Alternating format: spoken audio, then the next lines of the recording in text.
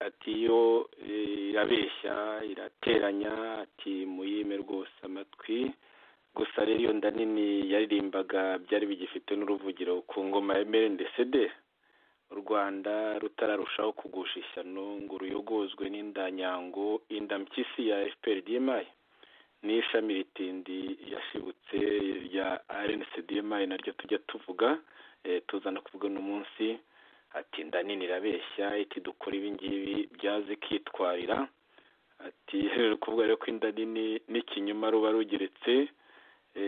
Ariko rero muri kino gihe nk'uko tugiye kubona muri kino kiganiro bitangiye kugorana kubeshya no kwiba.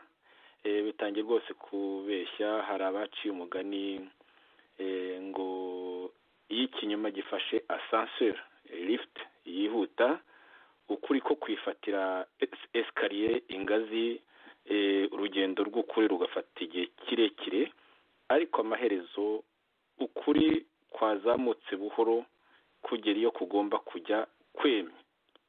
Naho cya kinyuma cyageze iyo cyihuta, kikaba cyatangiye kumanuka gukonkoboka kibinze umurizo cyubitse umutwe. radiyo ishakwe ijwi rya Rwanda Freedom Movement ivugira Washington DC. Turi kuwa mbere tariki ya 30 Ukwakira umwaka wa 2017.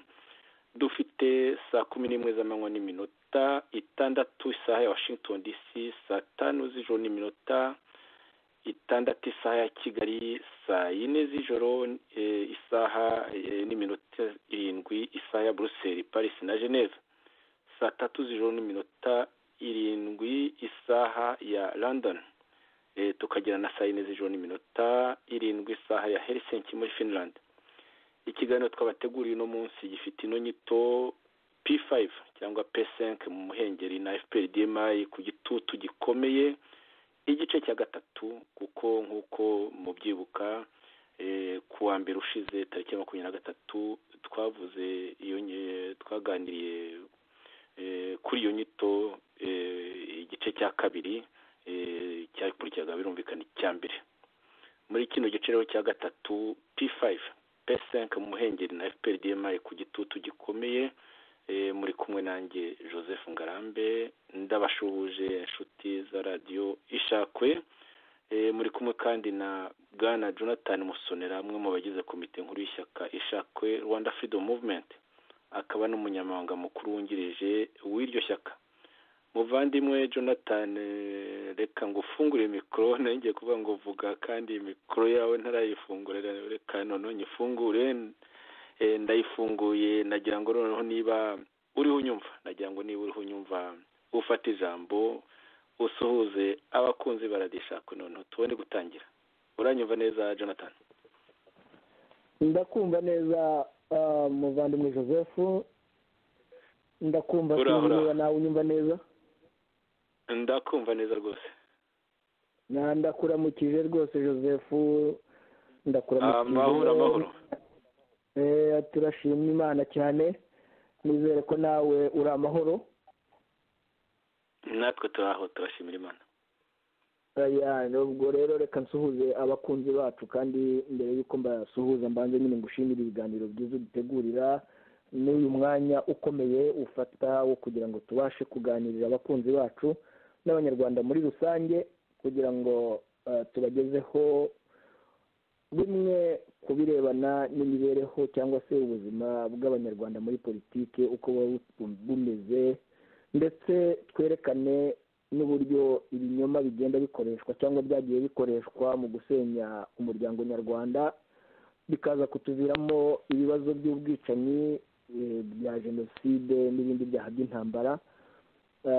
Ibi byose rero bikaba bituruka ku ngaruka y'ikinyoma, ubwicanyi n'ubujura. Nkaba rero nsuhuza abakunzi bacu bakunze kudutega amatwi no kuduha inama ngo baze bongere begere radiyo, twungurane ibitekerezo, kandi inama zabo turazikeneye cyane. Amahoro n'imigisha y'Imana bibane namwe mu kiganiro. Murakoze. Ndagushimiye Jonathan, ndagushimiye cyane. Nk'uko natangiye kino kiganiro mbivuga kuwa mbere tariki ya 23 za kuno kwezi kwa 10 turimo, twabagejejeho ikiganiro twari twahaye inyito P5 P5 mu muhengeri na FPDMI ku gitutu gikomeye, igice cya kabiri. Muri kano kanya rero nk'uko maze kubabwira, tugiye gukomeza igice cya gatatu cy'icyo kiganiro P5 P5 mu muhengeri na FPDMI mu gitutu, ku gitutu gikomeye. Tukaba turi bwifashishe ahanini amajambo ni ukuvuga disikuru ebyiri, amajambo abiri, disikuru ebyiri, ashimangira ko urwishe yanka rwishe P5, urwishe P5 rutasize rwose na FPDMI. ni ukubishimangira kuko no mu biganiro bishize twari twabivuze, twagiye twerekana ibintu byinshi cyane byerekana nyine ko ubwato bwamenetse ku mugani w'umwe mu bitandukanije na RNCDMI. ni ukuvuga aha ngaha ndashaka kuvuga uwitwa Pacifique twihangane niba avuze ati ubwato bwaramenetse. natwe Jonathan ngira ngo uribuka ko twari twarakoresheje amagambo ndetse amwe nayakoresheje ndi kumwe na mugenzi wacu Dr. Theogene Rudasingwa, aho twavuga tuti ni ubwato budafite busora, budafite campus, bugenda bwongera, none harimo ababuvuyemo bavuga bati bwaramenetse. tugiye kubireba kuko ibyo twavuze umwaka wose tukiri muri New RNC, tuvugira kuri radiyo Ihuriro, ibyo twakomeje gusobanura turi kuri radiyo Ishakwe, ndetse duhereye no ku ijambo rikomeye ryo ku itariki ya 23 z'ukwa kane umwaka wa 2016, hashigaje amezi 3 ngo dutandukane neza ijambo rya Dr. Theogene Rudasingwa. tuzagenda tugarukaho kenshi. mu by'ukuri yakoraga diagnostic, mbese ni n'umuganga, yakoze diagnostic ikomeye cyane nk'umunyapolitike y'uko ihuriro ryari rimeze, avuga ati nyabuna bantu twashinze ihuriro, ryahari mu nama y'abashinze ihuriro, ati dutabare n'ibitabo ibyo biraba umwaku. atanga scenario enye, harimo iya divorce.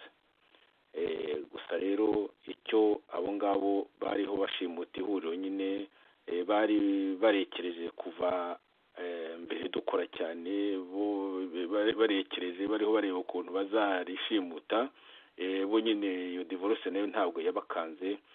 mu by'ukuri yaje kuba, none rero yavuzwe biratashye ngo twavuze ko ibintu bizakomeza kugenda nabi nk'uko tutahumye kubyerekana. tunanyomoza ikinyoma cyari cyavuzwe, Jonathan nagira ngo rwose nabyo wenda uza kubibyibutsa, ikinyoma cy'uko ngo twari duhunze amatora, ngo twari no ku nzira ijya i Kigali. ibinyoma nk'ibyo ngibyo nyine niyo mpamvu natangiye ikiganiro mvuga ngo ikinyoma iyo gifashe ascenseur, iyo gifashe lift,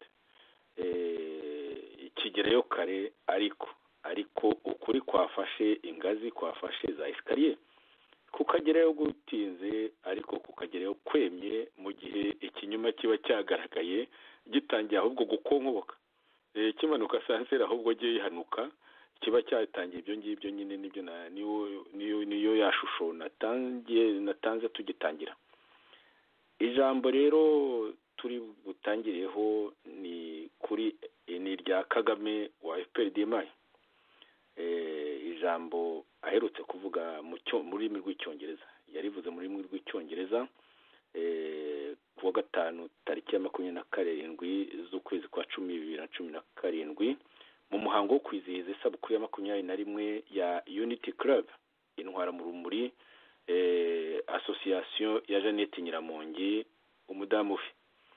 ibyo byaberaga nyine muri Kigali Convention Center, dore ko ariyo basigaye berekana cyane nyine ngo niyo majyambere, n'iryo herezo, n'iryo juru ry'u Rwanda n'abanyarwanda. niyo 2020 mbese isigaye Kigali Convention Center. niho rero niyo nama umuhango, iyo nama niho yabereye n'umuhango wo kuyisoza nyine wabaye muri iryo jambo no kwiyakira, byabereye aho muri Kigali Convention Center. turaza rero kwifashisha iryo jambo. ntabwo mu by'ukuri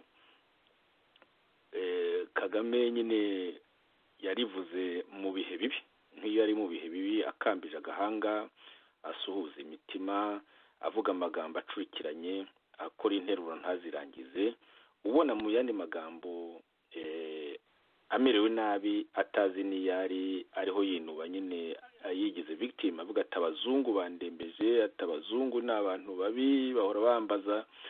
Turaza kugera ku ntabwo byose tubivuga muri kino kiganiro. Tuzagenda tugaruka kuri bimwe na bimwe. Uyu munsi turaza kugaruka ku kibazo cy'amatora gikomeje kumubera ibamba, dore ko yakoresheje amatora ku mbaraga agahindura itegeko nshinga mu kwa munani. Birumvikana amaze no gutesha agaciro abandi bagerageza kwiyamamaza, ndetse na nyuma akaza kubaboha. Ayo matora nyine yatsindira kuri 98% hafi aho ngaho. Isi yose irakwenura, ariko akavuga ngo ntacyo, ndetse akaba akomeje kwijujuta. Ijambo rya Paul Kagame yo turarivugaho gatoya, cyane cyane aho yavuze kuri ayo matora n'inama yagiriwe n'abo bazungu abo bita ba European n'abandi nkabo, ngo bamwohereje n'inshuti, ndetse na za guverinoma zohereza abantu kuza kumubwira ngo gukora nka Putin. Turaza kubibona mu kanya, Jonathan.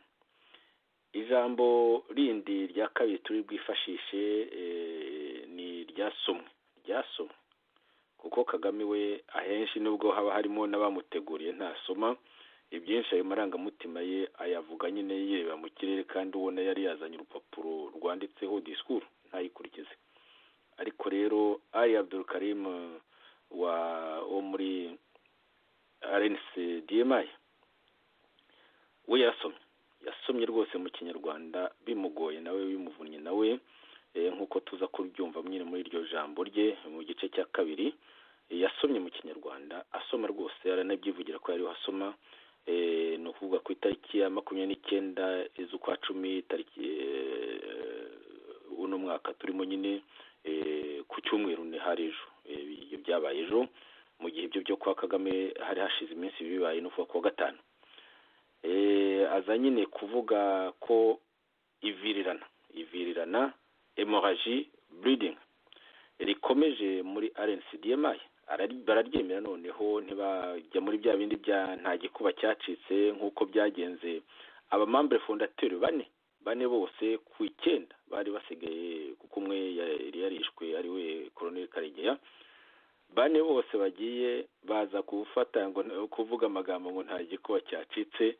None ejo bundi haretse kugenda abantu bagera kuri 4 muri Afrika y'Epfo mu karere bakomeza kuryuma, ariko nk'uko nyine aza kubivuga mugenzi wacu Ali Abdul Karim Janvier mwe n'umuzehe n'andi mazina, nk'uko akaza kubivuga ku buryo officiel, kuko aravuga ati ibi mbivuze nk'ushinzwe itumanaho muri RNC ishaje, RNC-DMI. Ati mbivuze nabivuganye na bagenzi banjye, nyine bambwira kuza gukora itangazo. Ni itangazo rero turaza kumva iryo tangazo. Muraza kwihangana n'iminota igera kuri 16 twashatse kubumvisha iryo jambo ryose, kugira ngo nyine abagiye badukurikira muri ibyo biganiro nagiye mvuga tumaze gutandukana bumve neza ku ibyo twavuze nyine bibaye ko, ndetse nuko kuvuga ngo nta gikuba cyacitse noneho batakigira amajyo bisigaye bibagoye. Kandi rero biracyanaza, nk'uko twabiteganyije, nk'uko twabivuze, nk'uko n'abariho bavamo nabo babivuga. Iyo bleeding hemorrhagie irakomeje. Jonathan Musonera rero nagira ngo niba wumvise neza ibyo bintu bibiri twasezeranye kuza kuganiriza abakunzi ba Radio Ishakwe, niba wenda nta kindi ushaka kongeraho nyine umbwire, noneho tube twatangira kuri iyo ngingo ya mbere, tuvuga kuri Paul Kagame n'amarangamutima ye n'ukuntu nyine ababajwe cyane n'igitutu kimuriho. Nk'uko nyine twatangiye tubivuga, ntabwo ari P5 gusa na RNC imwe mu nkingi za mwamba za P5 ifite ingorane, n'ubwato nabwo burabungera ntibufite busore. Ubwato bwa MND bwa FPR-DMI, nari mvuze MND CDR nayo yiyometse kuri ubwo bwato buriho bwo bwamenetse ku mugani wa Pacifique. Twihangane, MNDCDR nayo ibwiyometseho, bityo urumva ko nayo ingorane izirimo. Jonathan, ijambo ni ryawe. urakoze muvandimwe Joseph kuri iyo introduction utanze. Koko nk'uko twabivuganye dutegura iki kiganiro, izo ngingo ebyiri ni ingingo zikomeye, cyane cyane ko ari ingingo zikubiyemo ibintu byinshi twagiye tugaragaza mu itandukana ryacu muri disikuru ya Dr Theogene Rudasingwa wari uyoboye ihuriro tukiri hamwe.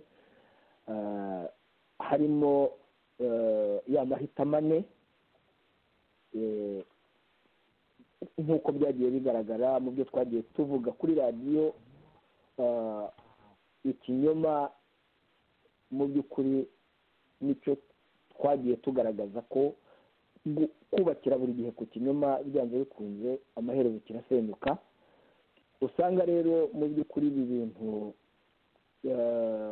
n'iki bita P5 itakiri na P5 ari P4 nabyo tuza no kugarukaho. Nugira akanya waza kureba no mu itangazo ryasinywe na Joseph Bukeye ku itariki 24 z'ukwa 10 2017, ni ukuvuga mu cyumweru gishize, aho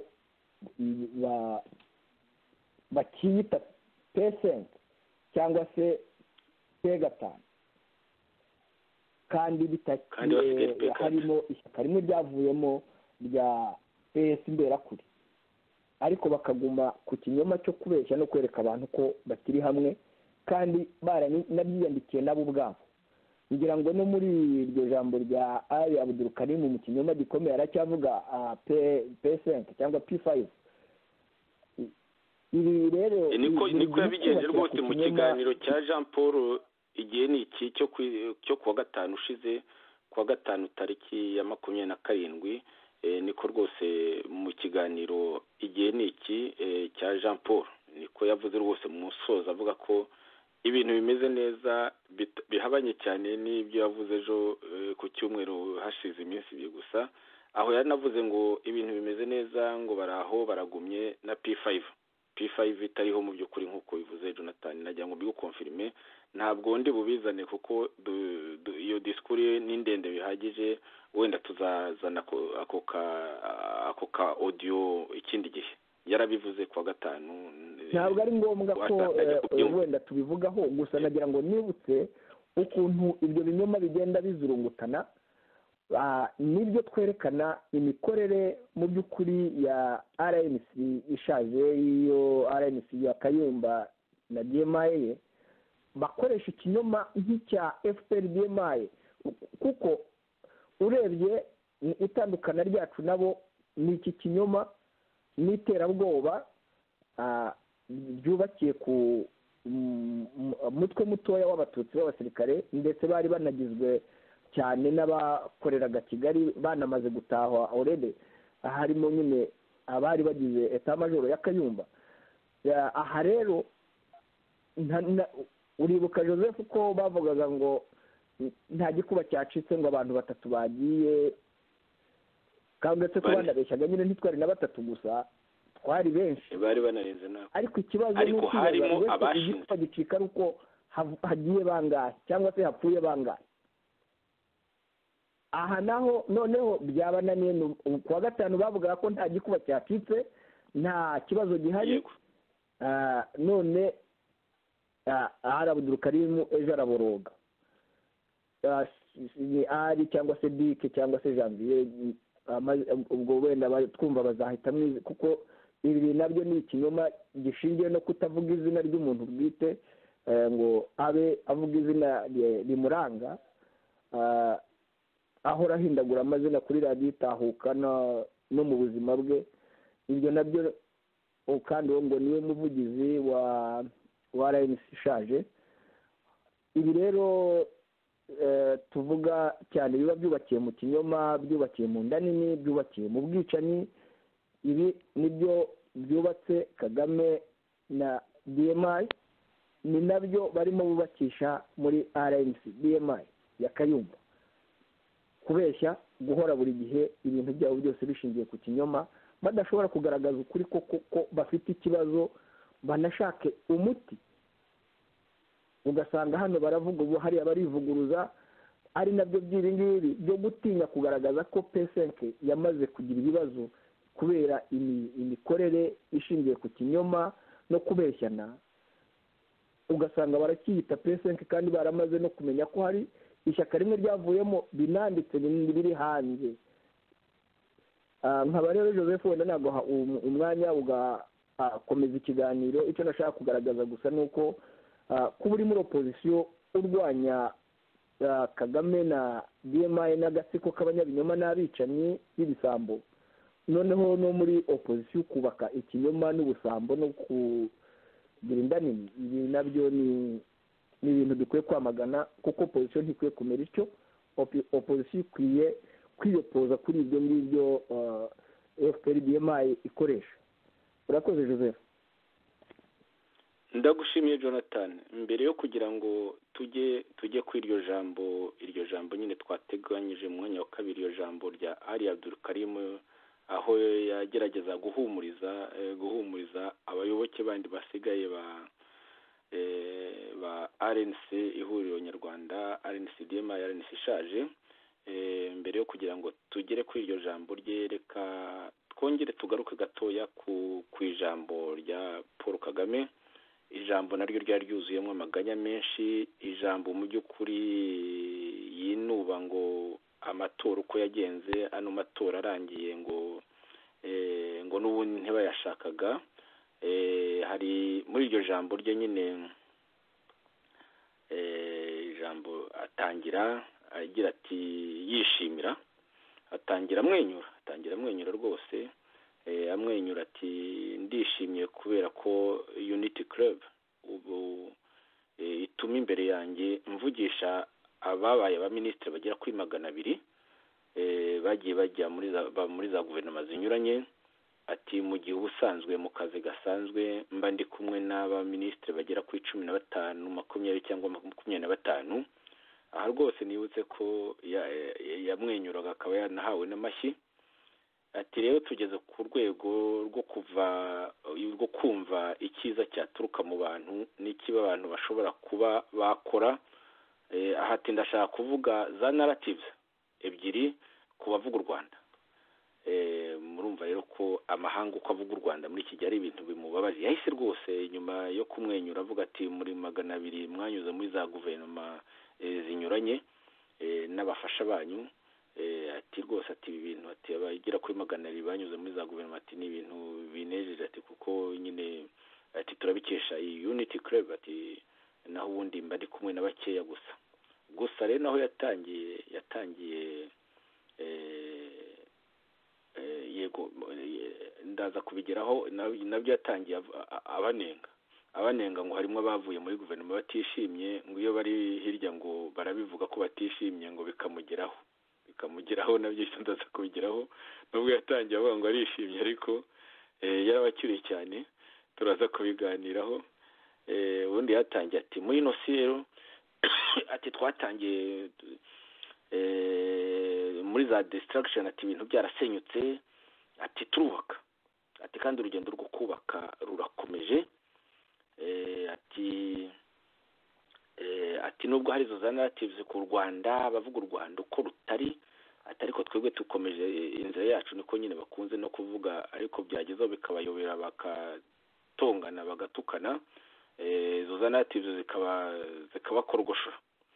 Ati muri iyi si rwose iri very complex, ati abantu bavuga ubwisanzure, umudendezo, ati na rimwe ugasanga birasa nko gukora mbese no kubwira ko abantu bagomba gukora ibyo biboneye byose. Ati ariko se amaherezo y'ibyo ngibyo ati yaba yahe?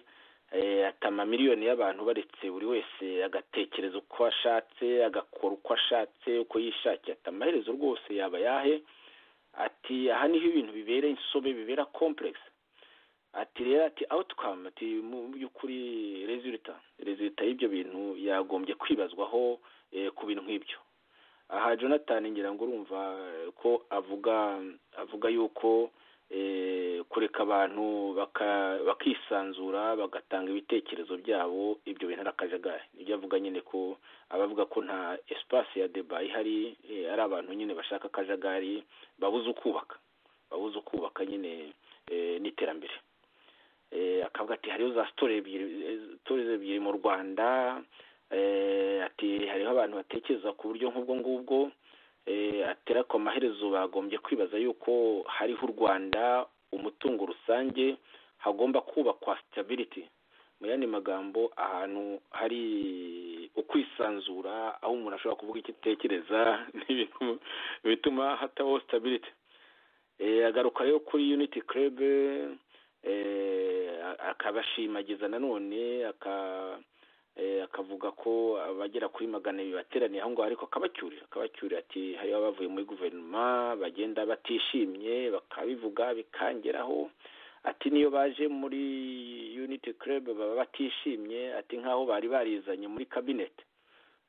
Ati mbese, ati mbabaza, ati mbere uza muri cabinet uba wari isanzwemo, ati ni gute wababara iyo ivuyemo?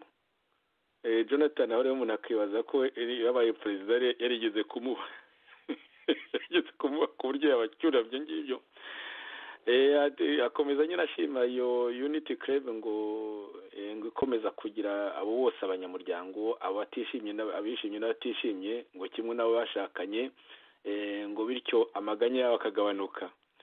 Noneho yagera ahantu muri iryo jambo hashize nk'iminota 25 hafi aho, muri iryo jambo ry'iminota irenze 50, akambije agahanga, ati mureke mbabwire, ati igihe natangiye tweeting muri za 2009-2010, ati hari umuzungu hano European, ati iyo mvuze ko hari umuzungu bisobanura ko yari umuzungu mu by'ukuri usanzwe utari credible.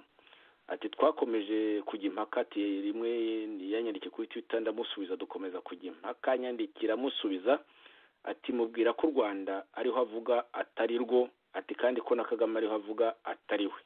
Atari ko amaherezo uwo muzungu yaje kuvuga ati Kagame rwose ntabwo yihanganira ukunenga, birazwi. Kagame ibyo bintu ngo byaramuriye cyane, aravuga ati wowe ati nahubwo niwe utihanganira kunengwa, kuko nguha inkingo za facts ntuzumve. Mu yandi magambo rero urumva ko kutazumva ko umuzungu nyine ari ikibazo.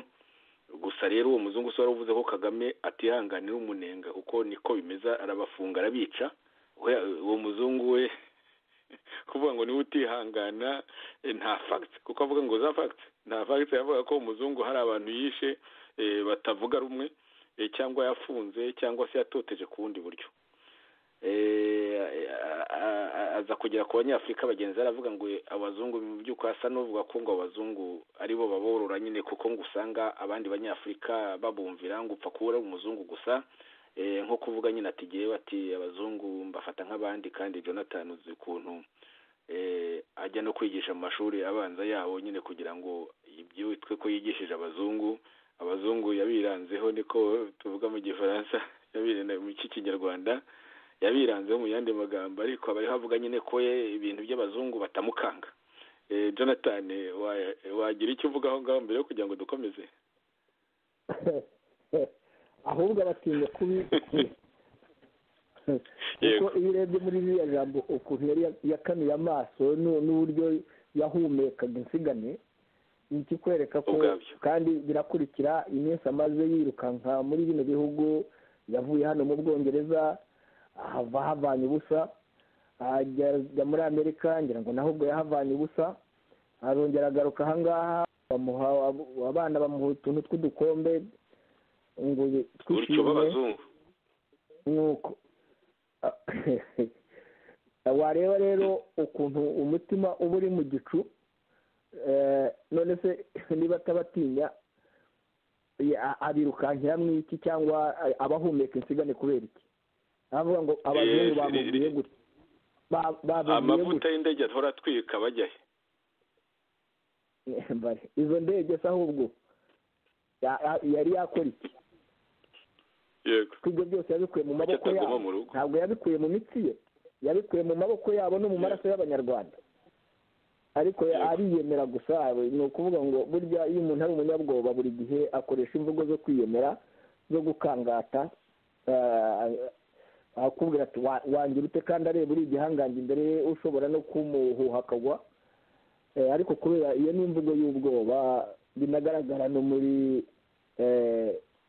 fesi ye, bagira ngo igiye kwereka ubwoba buri muri we mu mutima w'imbere. Wakomeza Joseph. Iminota iriho iragenda, reka dushabuke tuvuge. Hari byinshi yavuze, ni amagambo anyura hirya no hino, mu by'ukuri ntabwo twabizamo, wenda umuntu azagenda azana kamwe kamwe. Uyu munsi twashatse kwibanda gusa kuri icyo kibazo cy'abazungu, ibyo bamuvugaho bitamushimishije na gatoya, by'umwihariko ku matora. Kuri aya matora nyine aherutse kubona 98% yabujije abacaranje bose bashobokaga kuba bamwegera, ayakora uko ashatse nyine, yiha n'amanota ashatse, yatumye aba iciro ry'umugani. Ubu yabaye urw'amenyo.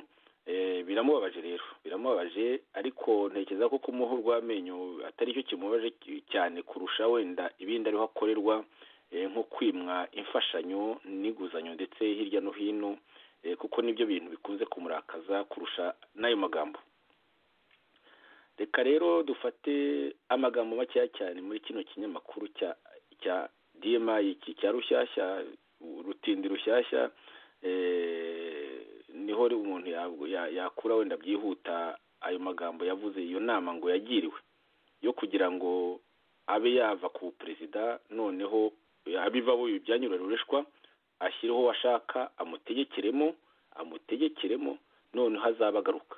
Iyo nama ngo barayimugiriye abazungu nyine b'inshuti, ndetse n'aboherejwe n'izo nshuti, abazungu nanone, cyangwa se ngo banoherejwe na za guverinoma, nubwo atavuga izo arizo, inshuti ze z'abazungu n'amaguverinoma nyine baje kumugira inama. Reka twumve uko iyi Rutindi Rushyashya bivuga. Mu nyandiko yayo yo ku itariki ya 29, ni ukuvuga ejo, igira iti Kagame yasobanuye uburyo yagiriwe inama yo kuyobora nka Putin w'Uburusiya. Nibutse ko iyo disikuru Kagame yavuga mu Cyongereza, byasobanuye ko Rushyashya yasobanuye kimwe n'ibindi binyamakuru birumvikana byashyize ayo magambo yo mu Kinyarwanda, kuko disikuru yo mu Cyongereza Jonathan tubyibutse abwira abanyarwanda, abwira abo muri Unity Club, ariko ijambo ry'umukuru w'igihugu wundi baribwirwa, kabone nubwo aba yarivugiye mu kintu nk'icyo ngicyo, ubundi ijambo abaribwira abanyarwanda.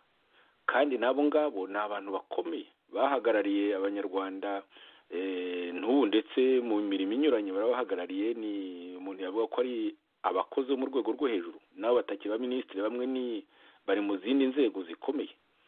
Bityo rero urumva ko yaba agomba kubabwira mu Kinyarwanda, ururimi abanyarwanda bumva, ariko rero ababwira mu Cyongereza, ijambo riri mu Cyongereza, kandi ngo abazungu ngo ntibamukanga. Kuki yavuze muri icyo Cyongereza Jonathan? Duheraho ngaho. Kuvuga mu Cyongereza niko kwihesha agaciro, ubwira abanyarwanda bari aho ngaho, ndetse uri itangazamakuru ry'abanyarwanda ubwiriya mu by'ukuri u Rwanda rwose.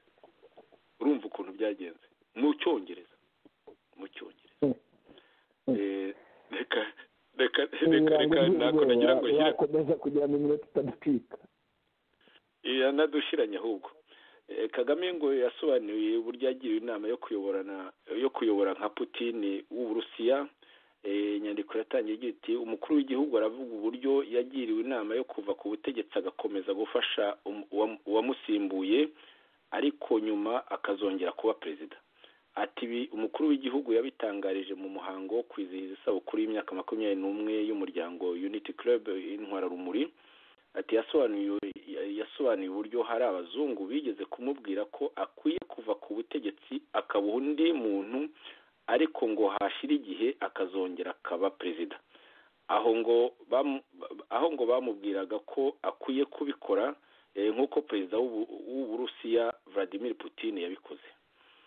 Abo bazungu ngo bamugiriye inama igira iti ese ntiwava ku butegetsi ugaha undi muntu akayobora, ariko ukazajya uba ari wowe uyobora ariko utagaragara.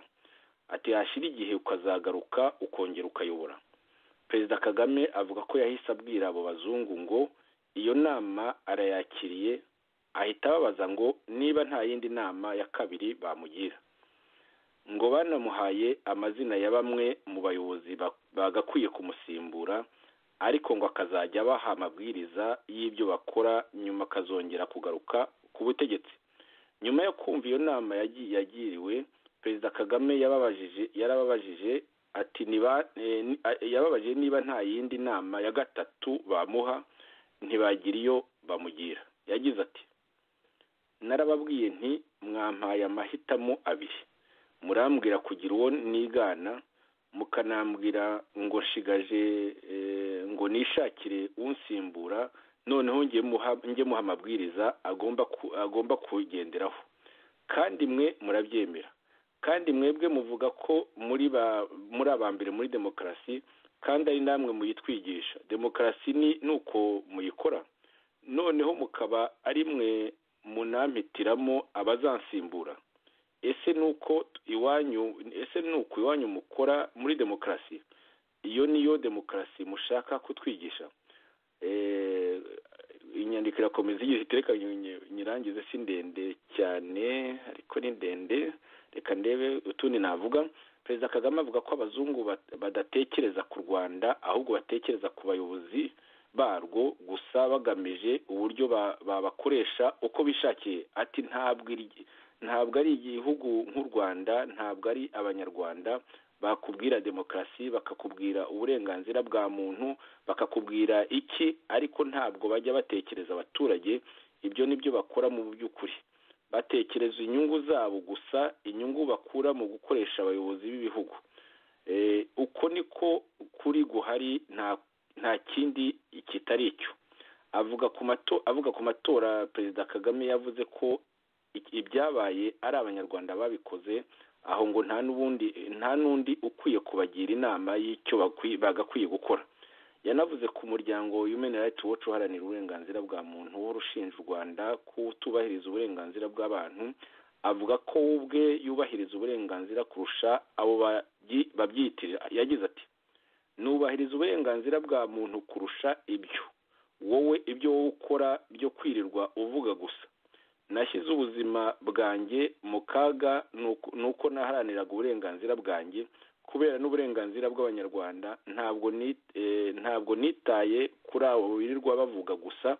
Abo birirwa bavuga ko barengera uburenganzira bwa muntu ni nabo bavanye ingabo zabo hano mu gihugu igihe jenoside yakorewe abatutsi yakorwaga.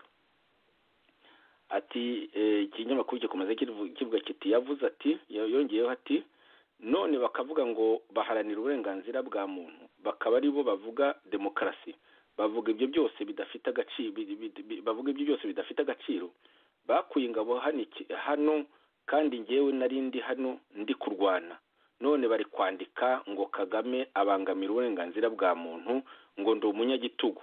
Abanyarwanda mwababaza, mwabayobozi mwe muzabaza abaturage, iyo baba batari bo bansabye kubayobora nari kujya iwanjye. Ubu noneho mfite iwacu ni mu Rwanda, twarabiharaniye. Urumva Jonathan? Allo Jonathan? Ndakumva neza Joseph. Reka nkomeze gato turangize, ndumva ngiye kwirangiza. Avuga ko afite umutimanama ndetse n'uburenganzira bwo kurwanya uwo ari we wese, ngo abashobora kugira umuntu n'umwe, ngo ko adashobora kugira umuntu n'umwe yihanganira wahirahira kumukora mu jisho. Perezida Kagame kandi yanasobanuye ko mu bateguye jenoside ba mbere ari abanyamahanga babeshya ngo barigisha uburenganzira bwa muntu. Avuga ko ari nabo bakoresha itangazamakuru mpuzamahanga kugira ngo bandike ibinyoma ku Rwanda. Yagize ati nta nari muzigera ubona bandika inkuru zivuga uburyo u Rwanda rwatereranywe na Loni ndetse n'ibindi bihugu byigisha abantu uburenganzira bwa muntu. Ntabwo bashobora kubyandika. Ni njyewe bandika ko abahigwaga ari bo babaye abicanyi. Avuga ko ari imbaraga z'abanyarwanda zakuye igihugu mu icuraburindi, aho ngo ntacyo abo banyamahanga bigeze bakora ngo babe bakura mu kaga rwari rurimo.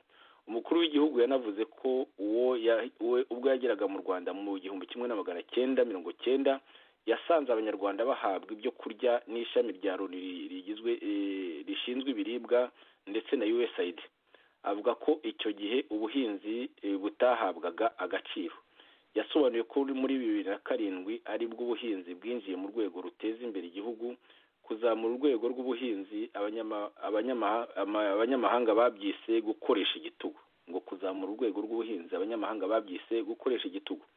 Ubumwe bw'abanyarwanda aho bugeze ngo naho kwishimira, aho ngo umuntu yiryamira iwe ntihagire uza kumukomangira amubaza ubwoko bwe, bitandukanye no mu myaka yashize aho ubwo babazaga ubwoko bahitaga banamujyana bakamwica. Avuga ko ibyo byakorwaga ku manywa y'ihangu ndetse ubikoze ntabikurikiranweho n'amategeko. Mu mbwirwaruhame zitandukanye Perezida Kagame akunze kugaragaza, ubwo ni ikinyamakuru gikomeza ko kisoza kimwogeza, Kagame akunze kugaragaza ko abanyarwanda ndetse n'abanyafurika muri rusange bakwiye gukora ibibabereye, bagahirahira ko umugabane wabo watera imbere aho guhanga amaso ku banyamahanga batabifuriza icyiza na gatoya. Ngiyo Rushyashya ko yabivuze muri ayo magambo, ariko ni nako iyo disikuru iteye. Wumvise ko hari nagira akavuga ko nyine ubuhinzi bwahawe agaciro muri 2007, ko mbere nyine ngo ubuhinzi ngo batungwaga na USAID ndetse n'ishami rya Loni rishinzwe ibiribwa ndetse n'ishami rya Loni rishinzwe ibiribwa bita PAM, World Food Program. Jonathan, hari igihe abanyarwanda bigeze basonza nk'uko bimeze ubu ngubu, duhere no kuri ibyo ngibyo amatora tuyakurikizeho. Urakoze muri Joseph. Ntabwo ntinda ku bintu bya Kagame yivugira ibyo ashatse, kuko yivugira ibyo ashatse mu by'ukuri, yewe no mu gihe cy'intambara no mu gihe cya jenoside ibyo kurya ntibyari bibuze. Icyari kibuze ni amahoro, kuko abantu baricwaga. Ariko ntabwo njye nk'umuntu wavukiye mu Rwanda nkakurira, ntabwo higeze haba inzara nk'iy'abanyarwanda bafite ubu ngubu, cyangwa se abanyarwanda babuzwa guhinga nk'ibikorwa mu gihugu ubu ngubu, n'ibyo babashije guhinga bakababuza kubisarura ngo babirye, bakabategeka uko bazabisarura. Nta na rimwe rwose ibyo byigeze bibaho, byo ni ikinyoma. Kandi we azi ko u Rwanda rwatangiriye kuri we, aho yiciye abantu agafata igihugu. Aho we niho yumva ko igihugu cy'u Rwanda cyatangiriye. Mu by'ukuri niyo myumvire ya Kagame nayo mitekerereze ye. Ikindi abo bazungu arabatuka kuko bamufashije gufata ubutegetsi, none arabona bamugeze kure, kuko aragira ati bansabye kuvaho ndabyanga. Bageze naho bambwira bati noneho emera wibere nka Putine, uveho noneho ushyireho umuntu uzategekera inyuma. Ariko hari aho yarebye kure, kuko baramubeshyaga, bagira ngo babone uburyo avaho, noneho ya imunite ya perezida bayimukureho bamufate. Hariya rero n'ubushijeho gituma batari banamufata ubu ngubu ni iyo imunite y'uko ari perezida, ubwo budahangara. Maze rero ibyo avuga byose mu by'ukuri ni ibinyoma gusa, ni ibintu abanyarwanda bamenyereye mu mvugo ze z'inyandagazi, zirimo ikinyabupfura gikeya, zirimo kutagira uwo yubaha, zirimo n'aba bayobozi ababwira nabi ngo harimo ariko ibibazo wumva ukuntu agira n'amatiku n'ubujajwa nk'ubw'abagore nabo b'injajwa nyine, aho avuga ko ngo abo bayobozi bavuye mu myanya y'ubuyobozi, ngo bavuye muri kabineti, ngo bakaba ngo bafite umubabaro ngo kubera ko bavuyemo, ngo nk'aho bumvaga ko bagomba kuzasazira muri ubwo buyobozi. Hanyuma noneho we byamugeraho akumva ko agomba kuzasazira ku mwanya wo kuba perezida, nk'aho nyine ari bya bindi by'abami bavugaga ngo bavukana imbuto. Ibi byose rero ubishyize hamwe ni uguhuzagurika mu kinyoma no kuba umutima we udatekanye, kubera ibyabo bazungu bamuhagaze hejuru. Nibo bamwubatse, nibo bamushyize aho ari, none nibo bamukuyeho amaboko arabona bagomba bashaka kumukura. niwe wanamukije inkiko zagomba kuba zaramufunze. Bamukije n'ubukene n'inzara yazanye yari afite. u Rwanda yajemo yaje rufitemo iki ko nta kintu yagiraga ko byose bivanye. Ikinababaje nuko niyo nzara yananiwe kuyishira buriya ngo akabayitwe ndemikoga, nayo niyo mpamvu ubona ahorana umururumba, aba ari mu nyanya, mu makara, mu bigori, mu bintu byose, ugasanga nta kintu na kimwe abanyarwanda cyangwa abaturage bagiramo uruhare ngo bahumeke. Ni ukubera iyo nzara yamuteye umururumba udashira mu buzima bwe kuva ari umwana, n'ubu aho yabonye ibintu byose, afite indege, afite igihugu cyose, arica uwabonye, uwo yikanze arica. Nibyo bibazo afite, ni uwo mururumba n'iyo nzara yongera akanya nari gushyiraho clip y'aho DMI nk'uko Ruzibiza bivuga. DMI yaje yica ikora igikorwa cyo kwiba no kwica, igikorwa cyari kiyobowe na Kayumba n'inkoramutima ze zirimo baroza Kabuye, bariya ba Major Rutayomba, ba Rusagara n'abandi nk'abo ngabo. Ngira ngo iyo clip urayibuka Jonathan, nta mwanya tufite uyu munsi wo kuyishyiraho. Ndayibuka neza. Ibyo ni ibintu tuzagarukaho kuko siwe wenyine afite tuzabigarukaho kuko bicanyi bose nyine bari kwiba kubeshya, kuko niwe wari umukuru w'ibyo byose, niwe wari umukuru wa DMI, niwe wari umukuru w'abo bicanyi n'abo bajura. Ibyo rero byose birahura, ni nabyo bibazo ubona dufite muri opposition. Nibyo bibazo bikomeye, ni ishami rya DMI rikorera muri opposition, nibyo bibazo bihari. Ngira ngo twakomeza ku ngingo ya kabiri kugira ngo reka dutangire ino ngingo ya kabiri nyine, aho umuntu twahoranye muri RNC Ali Abdul Karim usigaye ari umuvugizi, ari ushinzwe communication nyine muri iryo shyaka RNC ishaje, RNC DMI, aho nyine ejo bundi baretse kuvuga ko noneho nta gikuba cyacitse nyuma y'iriya hemorrhage, iriya bleeding, ririya virirana mu by'ukuri ry'urushunzi ryabaye muri no minsi, ngo abantu baramubwiye bati rwose gira icyo uvuga, ageza aho we na bagenzi be bumva bagomba gusohora itangazo. Reka rero twumve iyo minota 16 y'ijambo Ali Abdul Karim yavuze ejo mu izina rya RNC ishaje. Reka turyumve. Ntarajya muri iri jambo nk'uko binsabye, mbasabe iminota nk'itatu cyangwa ine ngire icyo mvuga ku bintu bimaze igihe nk'icyumweru kimwe cyangwa ibyumweru bibiri, ariko kuri twebwe byari bimaze igihe kirekiremo gatoya biri mu ihuriro, kuko mfite inshingano nk'ushinzwe itangazamakuru, kubwira abanyarwanda ariko cyane cyane abayoboke b'ihuriro ku bintu bimwe biba binyuranyuraho ku maradiyo bishobora kuba bibaza ni ibiki. So Bwana Senga, ndagusaba ubanza umpeho nk'iminota 3 cyangwa niba myinshi cyane ine, ariko ndumva itari bugere ngeze ubutumwa. Urakoze cyane Bwana Senga. So Bwana Senga, n'abadukurikira mwese, ariko cyane cyane abanyarwanda n'abayoboke b'ihuriro nyarwanda n'abagenzi bacu duhuriyeho mu mashyaka 5 nk'uko muyazi P5, nge nk'umwe mu bayobozi bakuru b'ihuriro nagira ngo ngire icyo mvuga ku bijyanye n'abagenzi bacu. Twari tumaranye imyaka itari mike duteza imbere imigabo n'imigambi y'ihuriro kugeza ejo bundi aho inzira zibyariye amahari bagahitamo guca mu yabo nzira.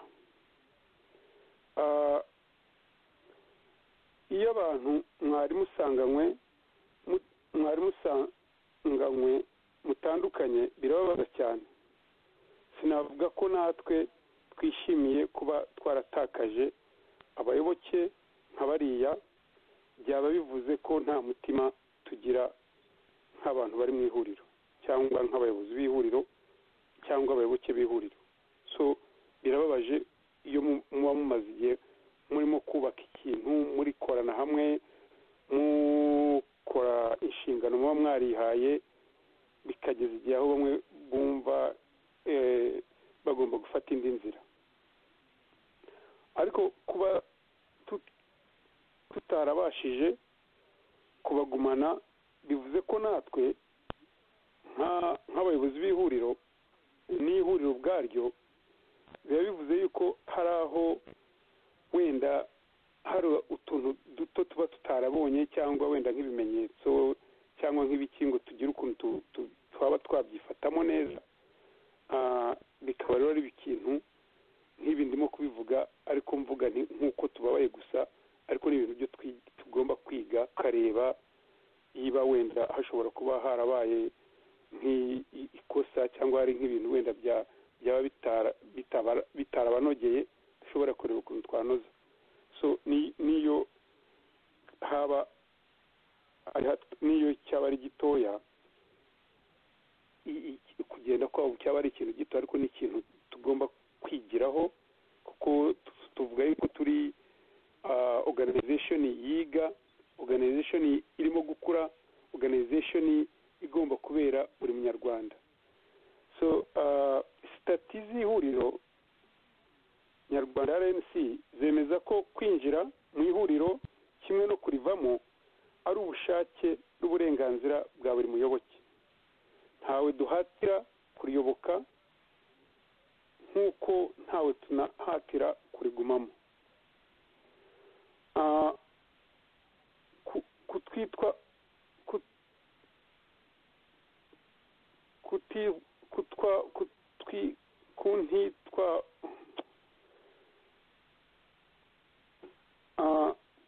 Gutitwabura kuvuga ikinyarwanda cyanjye kirakomeye kandi nanditse ikinyarwanda ngo ntaza kuza kubitranslatinga mu kizungu. ntitwabura kuvuga ko na mbere yo kwitandukanya natwe abenshi bamaze iminsi batanga ibiganiro ku maradiyo bidafite aho bihuriye n'amahame n'indangagaciro y'ihuriro. Ababyumvise bagasigara bibaza ikibyihishe inyuma, uwo bakorera na gahunda bateza imbere abantu bikabashyira muri urwo rujijo. Muzi yuko hashize iminsi itari hasi y'ukwezi abenshi baza ku maradiyo agiye atandukanye batanga ibiganiro. Ibyo biganiro bigasiga abantu bamwe bibaza ariko si biriya ni ibiki, bino bimeze bite, bino bigize bite. Ariko ni uburenganzira bwabo nk'uko tuvuga, ntabwo ihuriro ari gereza kandi ntabwo twabuza umuntu gutanga opinion ye. niyo politiki nshya dushaka, ariko nyine akenshi bisiga bishyize urujijo mu bayoboke bagenzi babo no mu banyarwanda bibaza abo bantu bari ku murongo umwe ko bafite amahame na stati n'imyitwarire bakabaye bitwaramo nk'abantu bari ku rugaga rumwe cyangwa ku rugendo rumwe cyangwa mu kintu bifatanyije hamwe. Ibyo rero imyitwarire mu minsi ishize cyane cyane ku maradiyo no ku bindi bintu no mu biganiro bagiraga n'abayoboke bagenzi bacu wasanga bishyize urujijo mu bantu bamwe na bamwe. Kuri twebwe rero nk'ihuriro n'abayobozi b'ihuriro nta rwango, nta n'umujinya ye, nta n'inda y'umujinya twagira, nta n'ishyari tubafitiye. Turabifuriza ishya n'ihirwe mu nzira biyemeje, kuko ni bagenzi bacu nk'uko natangiye mbivuga. Ikindi ni abanyarwanda kandi tuzi yuko mu ndangagaciro zacu dushyira imbere yuko buri munyarwanda wese tugomba kumworohera, tugomba kumwifuriza neza, nubwo twaba hari ibitekerezo cyangwa uko ibintu tuba tubireba wenda nubwo tudasa nabyo tugomba kubigira. Nicyo gitandukanya ihuriro n'abo turimo n'abo duhanganye nabo. Ubwo ndavuga leta y'agatsiko ka Kagame ni nako tunavuga tuti iryo shingiro ryo kuvuga ngo turashaka guhindura politike nyarwanda muri rusange. Ni ibyo rero dushingira tuvuga tuti mbere na mbere ni ukubanza kubashimira uruhare baba baragize muri ibyo twakoranye, ariko tunabifuriza ibyiza mu byo biyemeje kujyamo. Iyo abantu binjira mu ihuriro,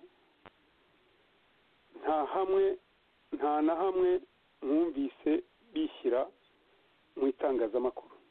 Iyo binjiramo ntumurumva umuntu avuga ati ngiye ninjiye mu ihuriro mu itangazamakuru, ariko noneho kurivamo byo nyanyagizwa hose sinakubwira.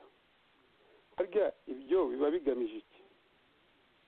Icyo ni ikibazo nshaka ngo abanyarwanda bibaze, n'abantu bose barimo kutwumva bibaze, biba bigamije iki iyo winjiye mu kintu ntibijye mu itangazamakuru, wajya kubivamo bikaba ikibazo, kandi uzi yuko nyine bitakabaye winjiramo bitarabaye ikibazo. N'amahame avuga ngo winjiramo uko ushaka, ugashobora kuba wanavamo uko ushaka, kuko aba ari uburenganzira bwawe. Inkuru nziza ni uko inkuru nziza ku bayoboke b'ihuriro ni uko umubare w'abagana ihuriro ukomeje kurushaho kw'iyo uko bwije n'uko bukeye. Nta mpamvu n'imwe yo kugereranya n'umubare w'abarivamo.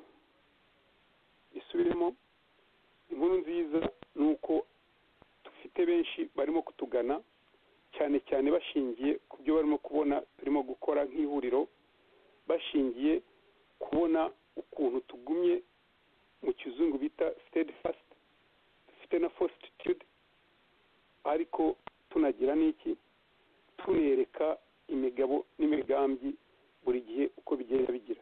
Turimo gukura kandi turimo turimo kugaragaza ibikenewe gushyiraho organization. Amagambo make, inkingi n'imisingi ya organization turimo kugenda tubishyira imbere.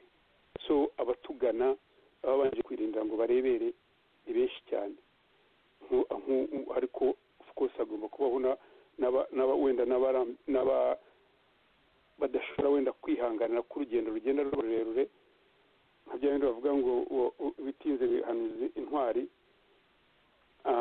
So nabyo birimo, ariko inkuru nziza ku bayoboke bacu ni uko abinjira ari benshi cyane, kandi aho bari abenshi barabizi, barabyumva. Iryo sezera ntirikagire uwo riraza ishinga, kuko ihuriro rihagaze neza kandi magabo. Ibyo ni ibigaragarira buri muntu wese. Gahunda ihuriro ryihaye murabibona, tubivugira no kuri radiyo. Hari n'ibyo tutavuga byinshi cyane kubera impamvu nyine zumvikana, ariko mu minsi uko igenda yiyongera niko abanyarwanda, abayoboke bacu bagenda bagaragara ibyo tuba twarakoze cyangwa tuba tutarababwiye mu gihe byabaga bikorwa. Ibintu byose abantu babimenya, ababishinzwe bamenyera mu gihe cyabyo. Nkaba nizera yuko niyo mpamvu mubona nyine nk'uko mbivuze abantu baguma bagana ihuriro ari benshi. Ntihazagire umuntu n'umwe witega yuko abayobozi b'ihuriro bazigera baterana amagambo na bariya bitandukanyije naryo, baba abagiye umwaka ushize, abaherutse kuvamo, yemwe n'undi wese waba abifite muri gahunda. Dufite umuco n'indangagaciro utubwira ngo guterana amagambo ntabwo bikemura ikibazo cyangwa bigira icyo byungura umuntu. Mu ihuriro rero ntazagire uzatega yuko abayobozi bazajya guterana amagambo n'abatuvuyemo, baba baragiye umwaka ushize, baba abagiye ubu ngubu wenda n'abavuga yuko bazagenda imbere hazaza ntabwo tuzaterana amagambo ahubwo aya magambo mbabwiye niyo tuzagerageza no kubwira abantu. Bwana Nsenga n'abanyarwanda badukurikiye, impamvu natwaye umwanya kugira ngo mvuge aya magambo ni uko tugomba kuba responsive, tugomba kuba responsive ku banyarwanda ariko n'abayoboke, kuko benshi bazaga batugana bavuga ngo ko ntacyo musobanura, ko ntacyo risobanura. Nkange rero umutangazamakuru nje kuri radiyo inshuro uyu munsi wa gatatu, nariho ku wa gatanu, nariho ku wa gatandatu, ariko nabwo abantu baguma bambaza ko waje kuri radiyo ko ntacyo bavuze. Binsaba yuko nganira n'abayobozi bagenzi banjye banyemerera yuko nagira icyo mvuga nk'uko mbyumva. Niyo mpamvu mbona nagerageje kwandika ibintu mu kinyarwanda ngo ntaza kubitranslatinga mu cyongereza nk'uko urimo kuvuza, nk'uko utabivuze mu cyongereza, bivuge nitonze bitaza kugira abo bibabaza. Bagenzi ba nta wundi muyobozi w'ihuriro uzaza kugira icyo abisobanuraho, kuko twirinda ikintu na kimwe cyatuma opposition ita umurongo wayo mukajya kurwana muri opposition, mukaba nk'isenene, aho guhangana n'umwe wamwiyemeje umuhangane nawe umereye n'abanyarwanda, utoteza abanyarwanda. Abanyarwanda baca umugani, uhabwirwa benshi akumva beneyo. Abanyarwanda bafite n'undi mugano uvuga ngo imfubyi yumvira mu rusaku. Mu gihe rero abantu baje bakababwira amagambo, baba abantu b'ihuriro, baba abandi bagenzi bacu, baba nka Kagame arimo kubwira abantu, umuntu akwiriye kwistepinga back agashishoza akavuga uyu nguyu ibyo arimo gukora ninde ubifitemo inyungu, ibi bigambo arimo kuvuga ninde ubifitemo inyungu. Abanyarwanda dufite ubwenge, tuzi ibyo turimo, ibyo tunyuzemo turabizi twese, aho dushagana n'aho twifuriza u Rwanda abenshi turahazi. So igikuru kugira ngo abantu bitoranyirizemo. Urakoze Bwana Nsenga kuba umpaye iminota kugira ngo ngire ibyo mvuga ibyo ngibyo, abantu ntibagire ngo ntabwo tubireba, ntibagire ngo ntabwo tubitekerezaho, ariko nuko tugomba guha bagenzi bacu biyemeje gufata indi nzira, kubifuriza ihirwe mu byo bagiyemo, mu byo biyemeje kujyamo, ariko tukanabaha n'inda ya bukuru nk'uko indangagaciro zacu n'ubundi mu muco turimo gushyira mu politiki nyarwanda ubitubwira. Iyo umuntu mutandukanye muri politiki cyangwa mu bitekerezo ntabwo wabaye umwanzi, ahubwo wenda uba wifuza ko yagenda nawe akongera kuri urwo rugamba rwo kuvanaho umuntu umereye n'abanyarwanda. Ikibazo ntabwo ari abagiye, ikibazo ni Kagame. Wenda Kagame ashobora kuba hari uburyo afitemo akaboko ke kugira ngo arebe yuko yabageraho. Ibyo ni ibindi by'abanyarwanda kwisesengura akareba, cyangwa akaba yakoresha abandi bantu kugira ngo bagereho. Ibyo ni iby'abanyarwanda, ntabwo tubizi, ariko twari dufite inshingano nk'ubuyobozi guhumuriza abayoboke, gusobanurira abanyarwanda kugira ngo urujijo ruhari cyangwa bibaza n'ibiki babyumve. Urakoze. Jonathan, ngira ngo wumvise iryo jambo yavuze ati minota 3 cyangwa ine, ariko bibaye 16, ni hafi aho ngaho 16. Ijambo ni rya Jonathan. Wumvise umugenzi wacu uko avuze, ariko arangiza agerageza kuvuga ko nta gikuba cyacitse, kandi yatangiye mu by'ukuri wumva yasuhuzaga imitima nka Kagame. Ijambo ni ryawe. Urakoze muvandimwe Joseph. Ibintu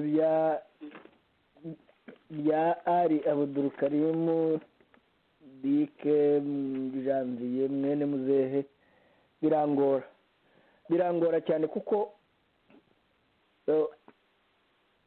ibintu avuga arabicurikanga, wamugani ahubwo ni nka Kagame.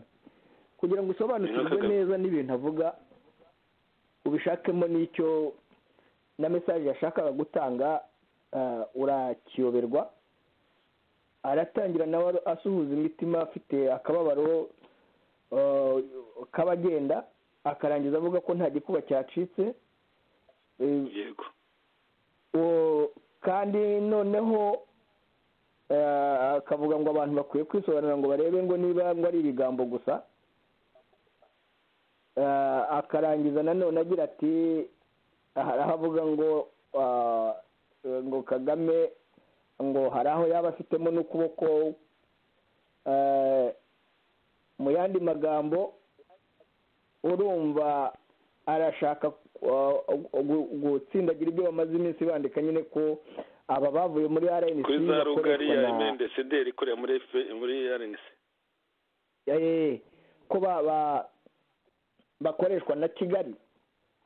Iyi mvugo rero ubundi ni imvugo ya DMI isanzwe, urazi ko FPR DMI ikoresha iyo utandukanye na FPR, bakugira igisambo, bakakugira umujenosideri, bakagushakira ibyaha.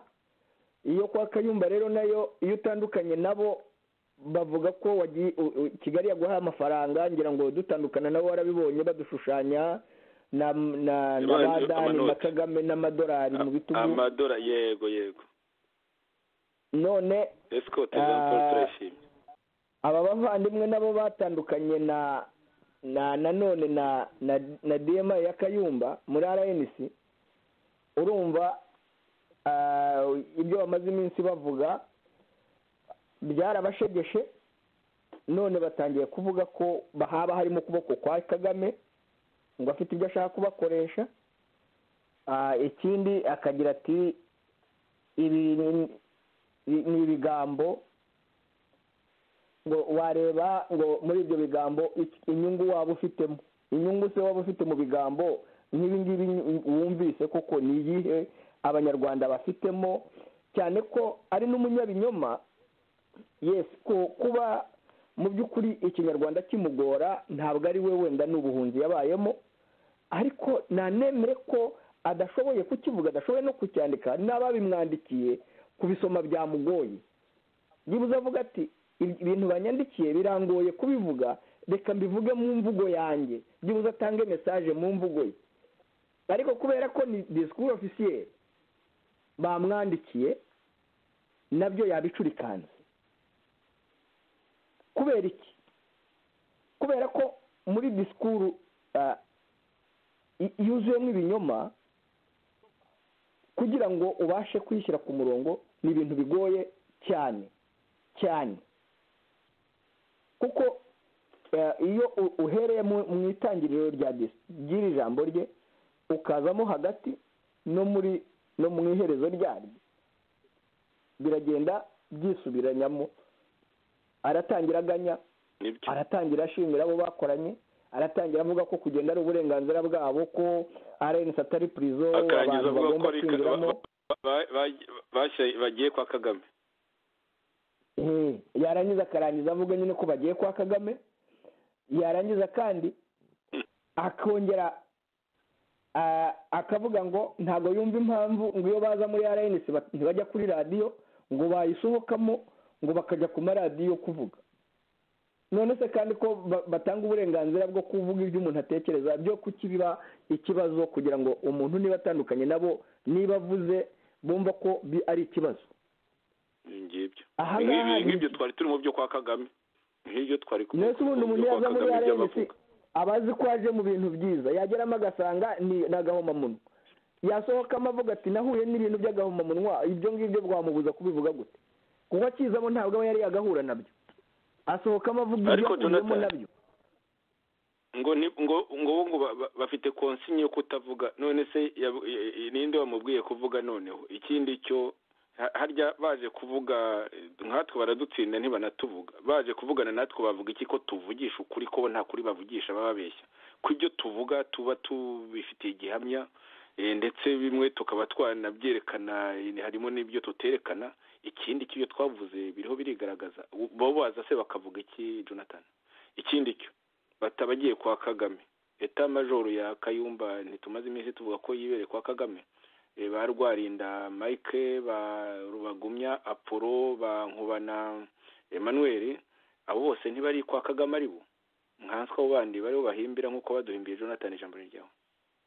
Ntabwo ari abo gusa Joseph, ni benshi, harimo n'abandi ahubwo gusa ikibabaje nuko FPRDMI ifite amafaranga ikagira n'intwaro zo kwica. RNCDMI nayo ifite ikinyoma gikomeye cyane cyo gusahura abanyarwanda b'impunzi bakagombye kuba barwana n'iyo leta ifite amafaranga, ifite n'imbunda ku gakanu kacu, ikayakoresha mu kinyoma no gukoresha abantu ba FPRDMI mu kumunga opposition parties ziri hano hanze zirwanya mu by'ukuri iriya leta ya FPRDMI.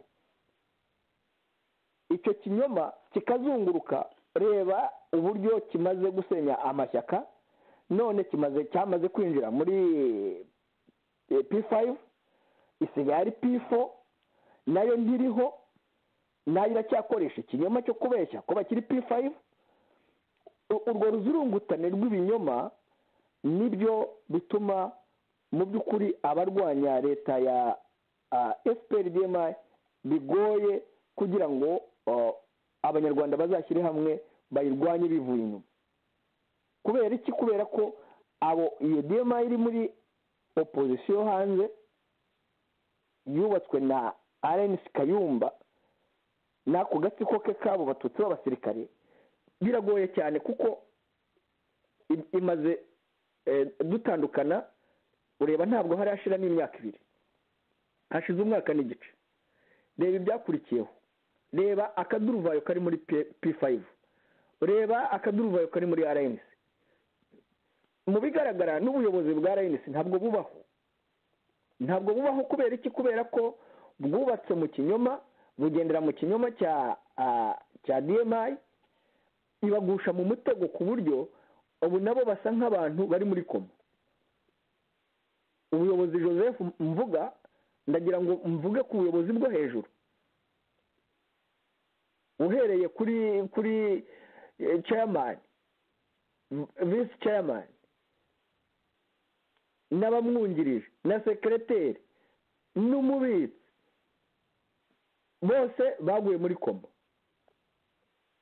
Hasigaye ari Abdul Karim, nyibutsa rya kandi kajya kitwa nde Epimac. Ngabo nibo ba expert basigaye ari abavugizi ba Kayumba. Mu kinyoma bigaraguramo babeshya. None tuzabigarukaho dukoresha amagambo y'abariya baseze muri Afurika y'Epfo.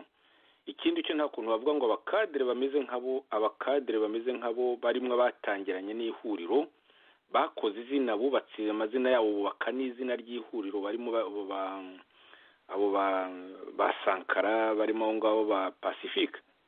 Abo ntiwavuga ngo bavuyemo ngo haje abandi benshi. Abantu nk'abo iyo bavuyemo se abakadere nk'abakomeye bakoze izina ry'ishyaka, bagakora n'amazina yabo ubwabo, uravuga ngo basimbuza abantu kuvamwo benshi. South Africa hafi y'ubuyobozi bwaho bwose yego bwavuye muri RNC. Hasigaye Kayumba na muramu we na bamwe mu begereye Kayumba. Nta n'abayoboke bakigira rwose ntacyo bakora. Aravuga ngo bafite abayoboke bahe muri Afurika y'Epfo ntabwo bafite, mu Bubiligi ntabwo, n'abandi baraza kuvamo benshi, uraza kubikurikira uzabibona, n'abandi baza kuvamo. Yego kubera ko bubakiye ku kinyoma, barababeshya kandi bababeshya iki kintu kidahari. Ikinyoma n'inda nini ntibagire uko batwaye abantu amafaranga. Jonathan, ikinyoma n'inda nini nka kurya teruiriya tubyumva muri ya ndirimbo ya Cyprien Rugamba ivuga ati inda nini nyine igira gutya ikabeshya ngo dukore ibi ngibi, byaze kitwaye ibintu byamara kuboneka ikitwarira. Niyo mikorere ya RNCDMI nk'uko FPDMI nayo kwimeze. Niwo wa muco mubi bavuga ngo bafite indangagaciro ntazo, ni indangagaciro z'impyisi. Ikindi cyo nk'uko twateruye tubivuga, twatinze cyane cyane ku matora n'ukuntu ateye ingorane Kagame, akaba nyine afite ingorane. Ariko ayo matora anateye ingorane, uko ateye ingorane FPDMI niko anaziteye RNCDMI, kuko RNCDMI mu izina rya P5 itakiriho bari barijeje abantu bose babaka amafaranga menshi, bamwe baranayatanze menshi rwose, barasenya bavuga ngo ayo matora bazayaburizamo. Jonathan agira ngo kakana ko takibagirwa ugiye cyuko avugaho cyane. Wanumvise uriya umwe muri bariya bo muri South Africa mu kiganiro yatanze, ngira ngo hari kuri Radio Inyenyeri, aho asobanura ko atewe ikibazo n'abantu yazanye muri RNC n'amafaranga yabatse, icyo azababwira. Yego, abangaba ntibanaterwa izi ntumwa za Kayumba ariwe uyu ari Dike, ntanaterwa n'isoni byibuze ngo aze no kuri radiyo asabe byibuze n'abanyarwanda imbabazi z'ikinyoma bakoresheje, barabeshya. niwe wisihingaga kuri radiyo avuga ngo uriya mwari Diane ngo nibo bamushyizeho, ngo ntabwo yagiyeho kubw'impanuka, ngo uribuka ko twanamwamagaye tuvuga ko barimo bamuteza akaga, bizamugiraho ingaruka akaga kandi byaraje. Yego, nibyo byabaye, nibyo bibazo bikomeye ubu bihari. Ntabwo urabona eta majoro ya Kayumba yagiye i Kigali, ntacyo bigeze bavuga, n'ubu ntacyo bavuga, bararuciye bararumira. Abo nibo bagiye kubambisha uriya muryango, n'abandi bafatiwe mu gihugu nibo babambishije bariya abantu bo muri FDU. ubu ngubu ukaba ubona no muri FDU hari ikibazo naho ubwabo kiri aho ngaho, amaherezo kizagaragara kitavugwa. Nicyo kibazo kiri muri platform. Baratinya, n'ubu batinya kuvuga, bakandika P5 kandi ari P4. Ibyo rero mu by'ukuri mu bigaragara kandi bikwiye kwitabwaho n'abantu barwanya iriya leta ya FPRDMI, ni ukwita ku kuvugisha ukuri no kwerekana ibitagenda muri opposition, kuko opposition ntikwiye kubaho ibeshya, kuko ikwiye gushyira hamwe kugira ngo ibashe gutsinda ikinyoma, kuko nicyo turwana nacyo. Ntabwo rero muri opposition wakubaka ikinyoma kandi ngo uzatsinde ikindi kinyoma. Ikinyoma ugitsindisha ukuri.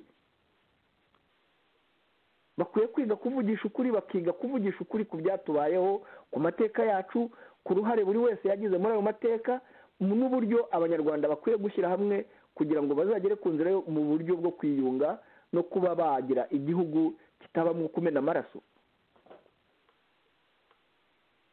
Wenda wakomeza nawe Joseph. Nagira ngo dusoze dushigaje igihe gito cyane nk'uko twatangiye tuvuga kino kiganiro. Twaganiye ku gice cya gatatu cy'ikiganiro tumaze kuganiraho, ubu ni ku nshuro ya gatatu. Ikiganiro twahaye inyito P5 P4 mu muhengeri wa FPRDMI, mu muhengeri nako nakasubiremo P5 P4 mu muhengeri na FPRDMI ku gitutu gikomeye. Twabonye ukuntu P5 nyine iri mu muhengeri, aho bamwe bavuga ko ubwato bwamenetse, aho nabayivuyemo nko kuvuga ngo iyo ubwato nyine butangiye kurohama barame bagerageza kubuvamo. Tuzabigarukaho kuko tuzagaruka ku magambo yabo bwite bagiye batangaza kuri ayo maradiyo, bagiye banashyira mu nyandiko zabo, kandi bashimangira ibyo twanavuze mu by'ukuri. Mbere yo kugira ngo dutandukane tuvuga nyine ko FPRDMI nako RNCDMI na MNDCD byari byarishe RNC, bikaba bigaragara buri wese ko mu by'ukuri ubu ngubu isa niyarangiye, ndetse ko na P5 nyine ubwayifite ibibazo, ariko cyane cyane ko niyo yabitana bifite bihambaye ngo habemo nk'ishyaka ryanavuyemo ejo bundi, mu gihe imwe mu nkingi zikomeye, imwe mu nkingi ya mwamba no kuvuga RNC ishaje, imerewe nabi cyane, imunzwe rwose ku buryo bugaragara bwose, bita byose bitakara hirya no hino, ndetse na FDU nayo ibyayo wenda tuzabishakira umwanya. Ibyo byose bigaragaza ko iyo P5 na P4 isigaye itakiriho. Ikindi cyo ikinyoma kiracyariho, ikinyoma kiracyariho cyo kubeshya ko ibintu ngo nta gikuba cyacitse, ubutakaje abakadire nk'abo ngabo bakajyana n'abayoboke batagira ingano. nk'uko nyine babigenje hashize umwaka umwe n'amezi tuvuyemo, abamambure fondateur abashinze ihuriro banarikoreraga cyane, by'umwihariko barigaragayemo mu bikorwa bikomeye cyane ndashidikanywaho, 4 ku 9, naho bagiye bakajya kubeshya ngo nta gikuba gicitse, ariko nk'uko Jonathan wabivuze mu kanya, bikaba guhera icyo gihe ubuyobozi butagaragara, ubuyobozi bwaraguye muri koma, ndetse na Kayumba wibye amatora, ko byatangiye yiba amatora muri Afurika y'Epfo, kuko mu bishenya Afurika y'Epfo cyari igipande gikomeye cyane cya RNC mu bishenya Afurika y'Epfo, bamagana nyine Kayumba na Muramuwe Ntwari Frank ko bayogoje, bakoze udutsiko nka kuriya nyine tubivuga rwose, ko bakoze udutsiko ndetse bakabuza abantu bamwe bari populaire gutorwa, barimo ba Sankara n'abandi, bagenda bakwiza hirya no hino ko ngo ari abakozi ba Kigali. Iyo kampanye ikaba yakozwe muri 2013 hagamijwe gushyiraho inkoma amashyi, ariko rero ntabwo abantu bose babaye inkoma amashyi, benshi bagiye bavamo ndetse n'ubwo baracyavamo, ndetse rero n'ahandi hari hasigaye cyane cyane ahandi hakomeye, kuko Afurika y'Epfo ni aho hantu hari hakomeye cyane, kimwe n'Ububiligi, hose nta kigenda, haradandabirana. Mu gihe rero reka nkwibutse muri uyu musozo, nibutse ko mu by'ukuri bariya bose bagiye twari twarabyeretse Kayumba, ndetse nagira ngo nibutse n'abatwumva mbabwire ko ibi bintu nari nanabivuganye na Bwana Condo, ndetse mbivugana na Jerome Nayigiziki ku mikorere y'abasirikare b'abatutsi bahoze muri FPR, bari muri RNC, mbabwira ko bamwe muri bo bakorera Kigali, harimo na Micombero barimo bakorana ubu ngubu, ari nawe wenyine usigaye. Maybe bashobora kuba ubuyobozi bwabo bwaratinye kubera ko bwamaze kumenya Micombero imikorere ye, niwe usigaye wenyine mu hano hanze. Bigaragara ko misiyo ze yarazirangije, kuko yakoze akazi gakomeye ko gusenya FDU, gusenya RNC, none arimo mu bikorwa byo gusenya na P5, ndetse no mu bikorwa by'amanama yose bakora, kuko yose aba ari i Kigali iyakurikirana. Aho rero wenda kuba byarahagaze ni uko bamaze wenda kumenya Micombero barimo hagati ko ari usigaye. Ikibazo ahubwo ni ukwibaza ngo ese amaherezo yabo ni ayahe? Micombero w'akazi ke yarakarangije kandi yagakoze neza, ubu ngubu yiyicariye aho ngaho, none se bo basigaye bahagaze he, bari kuki? Ni ukuvuga ngo mu by'ukuri RNC ihagaze ku izina, ariko nta buyobozi buhari, n'abandi nabo bayoboza amaherezo nibagira ubutwari kugira ngo wenda basevinge legacy zabo bazasohokamo, kuko bari mu mazi abira. Kereka niba nabo wenda bazageza aho bakamanika amaboko wenda bakajya i Kigali.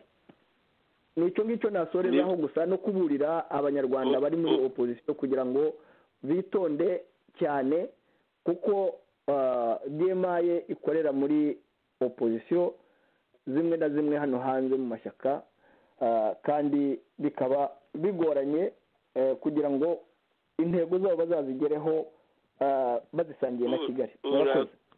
Urakoze cyane Jonathan, cyari ikiganiro P5 P4 mu muhengeri na FPR-DMI ku gitutu gikomeye, igice cya 3. Twatangiye tuvuga tuti ikinyoma iyo gifasha censure lift yihuta kigera aho kijya nyine cyihuse cyane, mu gihe ukuri kwa kwifatiye ingazi escalier, urugendo rugafata igihe, ariko amaherezo uko kuri kwaje buhoro, kwagiye gutondagira buhoro, kukagira iyo kujya kwemye. Ikinyoma cyo cyagezeho gifite isoni, kiwitse umutwe, kiriho gikonkoboka. Niko bimeze rero muri leta y'agatsiko ya FPR-DMI, niko bimeze kandi gatsiko k'ishami FPR-DMI yashibutse, no kuvuga RNC-DMI. Ikiganiro rero tugishoreje hano, nshuti mwari muduteze amatwi, mwari kumwe nanjye Joseph Ngarambe hamwe na Jonathan Musonera. Imana ibarinde, ijoro ryiza aho bwije, amanywa meza aho bwakeye, naho utaha.